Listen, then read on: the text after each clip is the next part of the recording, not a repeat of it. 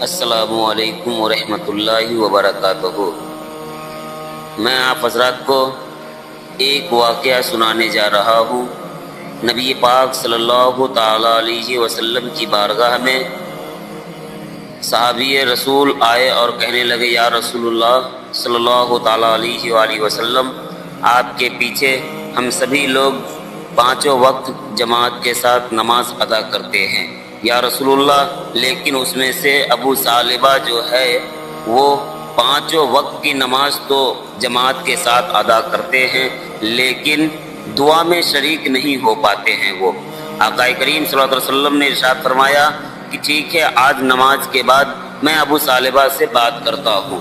نبی پاک صلی اللہ علیہ وسلم جب نماز کے لیے مسجد نبوی میں پہنچے تو نبی پاک صلی اللہ علیہ وسلم نے ابو ثعلبہ کو دیکھا اور کہنے لگا، اے ثعلبہ، آج نماز کے بعد رکنا، تم سے کچھ بات کرنی ہے۔ حضرت ابو ثعلبہ کو دل میں عجیب سا خیال آنے لگا کہ یا اللہ، مجھ سے کون سی ایسی غلطی یا گناہ ہو گئی ہے جس سے کارن آقا کریم صلی اللہ تعالی وسلم نے مجھ سے کہا کہ تم رکنا اور میں تجھ سے بات کروں گا۔ نبی پاک صلی اللہ علیہ وسلم جب نماز پڑھا چکے تو ابو ثعلبہ سے کہا، اے ابو ثعلبہ، تم میرے پیچھے نماز تو پڑھتے ہو پانچوں وقت جماعت کے ساتھ لیکن دعا میں شریک کیوں نہیں ہوتے ہو؟ تو ابو ثعلبہ نے کہنے لگا، یا رسول اللہ، میں آپ کے پیچھے جو نماز پانچوں وقت پڑھتا ہوں، میرے لیے کوئی ایسی بات نہیں ہے کہ دعا کی کوئی اہمیت نہیں ہے۔ یا رسول اللہ، دعا کی بہت ہی زیادہ اہمیت ہے ہمارے لیے، لیکن یا رسول اللہ میں کیا کروں؟ حضرت ابو ثعلبہ کے آنکھوں میں آنسو آ گئے اور کہنے لگے، یا رسول اللہ، میں اتنا غریب ہوں کہ میرے پاس اتنی بھی پیسے نہیں ہے کہ میں 2 کپڑے لے سکوں جس سے ایک کپڑا میں پہنوں اور ایک کپڑا میں اپنے بیوی کو پہناؤں۔ یا رسول اللہ، میں وہ کپڑا جو پہنتا ہوں اور پہن کر کے جو نماز پڑھنے آتا ہوں، یہی کپڑا میں جلدی سے آپ کے پیچھے نماز ادا کرتا ہوں اور اپنے گھر چلا جاتا ہوں، وہاں میری بیوی میرا انتظار کرتی ہے، میں اپنا کپڑا اتار کر اپنی بیوی کو دیتا ہوں اور وہ اس کپڑے کو پہن کر کے نماز پڑھتی ہے۔ یا رسول اللہ، میں اتنا غریب ہوں کہ میں اپنی بیوی کے لیے کپڑا بھی نہیں لے سکتا ہوں۔ ابو ثعلبہ کے آنکھوں میں آنسو آ گیا، رونے لگے۔ آقا کریم صلی اللہ علیہ وسلم نے فرمایا، اے ابو ثعلبہ، صبر کرو، ان اللہ مع الصابرین، صبر کرنے والوں کے ساتھ اللہ ہے۔ ابو ثعلبہ روتے ہوا کہنے لگا، یا رسول اللہ، جب تک میری یہ جو راز ہے چھپی ہوئی تھی تو میں صبر کر رہا تھا، لیکن آج میرا یہ راز کھل گیا ہے، تو یا رسول اللہ میرے لیے آپ دعا کر دے، مجھے کچھ ایسی چیز عنایت کرے جس سے میں بھی خوب مالدار ہوں، میرے پاس بھی خوب مال و دولت ہو۔ آقا کریم صلی اللہ تعالی علیہ وآلہ وسلم انہیں کچھ بکریاں دی اور نبی پاک صلی اللہ علیہ وسلم نے دعا کر دیا۔ اس دعا کی برکت سے اتنی زیادہ اس میں برکت ہو گئی بکریوں میں کہ چند مہینوں اور چند سالوں کے درمیان اتنی زیادہ بکریاں ہونے لگی کہ انہیں گاؤں چھوڑ کر کے جنگل و بیابان میں جانا پڑا بکریاں چرانے کے لیے۔ جب یوں بکری ان کی بڑھتی گئی، انہوں نے نماز کو ترک کرنا شروع کر دیا۔ میرے ملت کے نوجوانوں، اسی طریقے سے جب بھی کسی انسان کو مال و دولت آتا ہے تو وہ خدا سے دور ہونا شروع کر دیتا ہے، ایسا نہیں کرنا چاہیے۔ ابو ثعلبہ جو پہلے نبی پاک صلی اللہ تعالی علیہ وسلم کے پیچھے پانچوں وقت نماز ادا کرتے تھے، اب وہ 4 وقت کی پڑھنے لگے، اور کچھ سمے گزرا تو انہوں نے 3 وقت کی پڑھنے لگے، اور کچھ گزرا تو 2 وقت کی پڑھنے لگے، پھر جمعہ کی پڑھنے لگے۔ نبی پاک صلی اللہ علیہ وسلم کے پیچھے جو صحابی اور جو سخت نماز پڑھا کرتے تھے، پانچوں وقت جماعت کے ساتھ پڑھنے والے، جب انہیں کچھ زیادہ مال آ گیا تو انہوں نے پانچوں وقت چھوڑ دیا اور جمعہ کی صرف پڑھنے لگے۔ اسی سمے قرآن نازل ہوئی، قرآن کی ایک آیت نازل ہوئی، وآتوا الزکوٰۃ، جو مالدار ہے وہ زکوٰۃ ادا کرے۔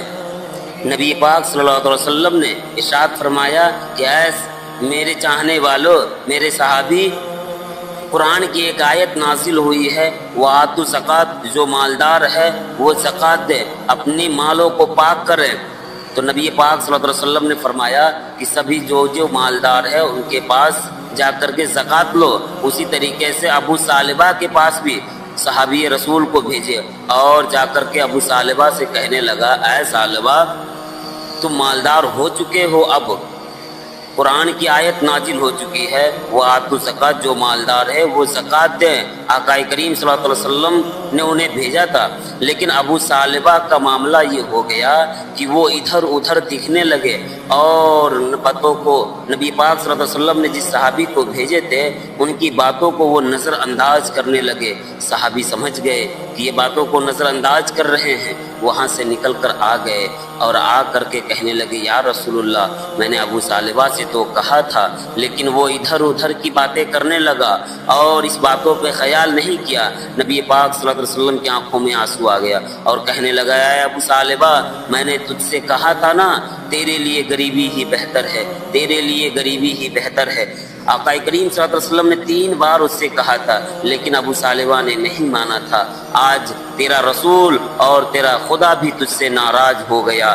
نبی پاک صلی اللہ علیہ وسلم کے پردہ کزانے کے بعد حضرت ابو بکر صدیق رضی اللہ تعالیٰ عنہ کا دور خلافت آیا تو ابو بکر صدیق کی بارگاہ میں ابو ثعلبہ نے سوچا کہ اگر نبی پاک صلی اللہ علیہ وسلم کے درمیان میں نے یہ زکوٰۃ کا مال نہیں دے پایا تھا تو ابو بکر صدیق کی بارگاہ میں جاتا ہوں، اگر ابو بکر صدیق نے قبول کر لیا تو نبی پاک صلی اللہ علیہ وسلم بھی راضی ہو جائیں گے، اللہ بھی راضی ہو جائے گا۔ لیکن ابو بکر صدیق نے کہا، اے ابو ثعلبہ میری بارگاہ سے نکل جا، جس کی مال کو اللہ اور اس کے رسول نے قبول نہیں کیا یہ ابو بکر بھی قبول نہیں کرے گا۔ کچھ سمے کے بعد حضرت عمر فاروق رضی اللہ تعالیٰ عنہ کا دور خلافت آیا۔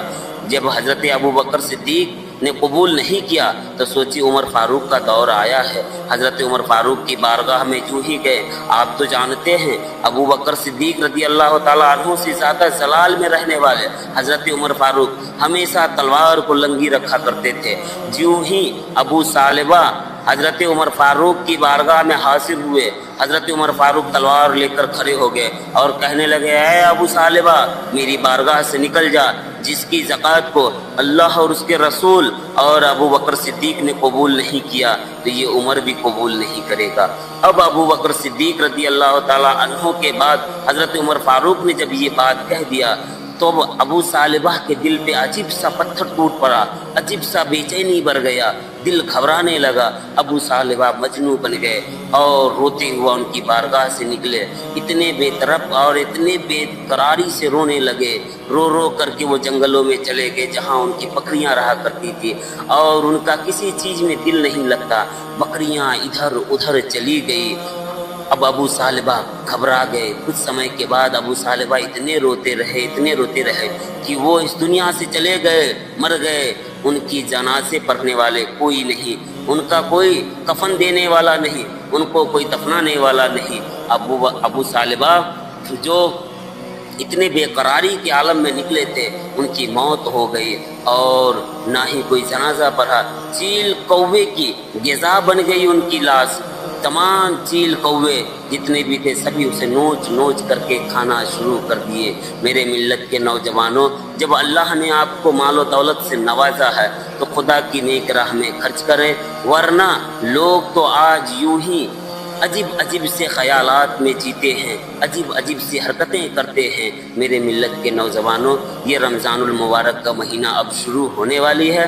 آپ حضرات اپنی مالوں کو خوب زیادہ سے زیادہ نیک راہ میں خرچ کریں اور اللہ سے دعا کریں، یا اللہ میری گناہوں کو بخش دے، جب سے لے کر پیدائش ہوئی اور آج تک میری گناہوں کو بخش دے۔ پروردگار عالم بخشنے والا بڑا ہی غفور الرحیم ہے۔ اللہ ہمیں بھی اور آپ کو بھی ہدایت دے کہ سیدھی راہ پہ چلے اور جب تک دنیا میں رکھے میرا رب عزت و آبرو کے ساتھ ہم سبھی لوگوں کو رکھے۔ اللہ آپ سب کو صحیح سلامت رکھے، جب تک خوش رہیں خوشحال رہیں۔ اللہ آپ کو اگر مال و دولت سے نوازا ہے تو آپ خدا کی نیک راہ میں خوب زیادہ سے زیادہ خرچ کریں۔ پروردگار عالم سے دعا ہے کہ میرے مالک ہم سب کو اہدنا الصراط المستقیم پہ چلا، میرے مالک ہم سب کو خوش رکھ خوشحال رکھ دے۔ پروردگار عالم، السلام علیکم ورحمۃ اللہ وبرکاتہ۔